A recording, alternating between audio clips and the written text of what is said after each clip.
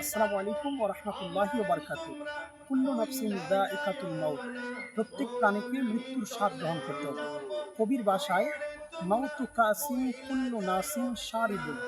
মৌত এমন একটা শরবত যেটাকে প্রত্যেকেই একবার না একবার পান করতে হবে।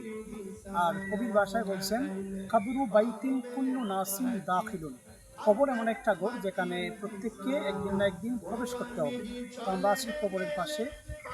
আল্লাহ তাআলা চাহেতু আমাদেরকে যে কোনো মুহূর্তে এই কবরের প্রবেশ করতে হবে, কবরের বাসিন্দা হতে হবে। তো এই জন্য আসুন আমরা বেশি বেশি কবর জিয়ারত করি, কেননা কবর জিয়ারতে রাসূল হাসান বলেছেন লিআন্নাহা তুজাক্কিরুল মাউত। এটা মৃত্যুর কথা স্মরণ করিয়ে দিবে, কবরের কথা স্মরণ করিয়ে দিবে। এই জন্য আসুন আমরা আমাদের মা বাবা, আমাদের দাদা দাদি, নানা নানি, আত্মীয় স্বজনদের কবর জিয়ারত করি এবং নিজেদের আত্মাকে আমরা প্রশান্ত করি। আল্লাহ তাআলা যেন তৌফিক দান করেন। আমিন। আসসালামু আলাইকুম ওয়া রাহমাতুল্লাহি ওয়া বারাকাতুহু।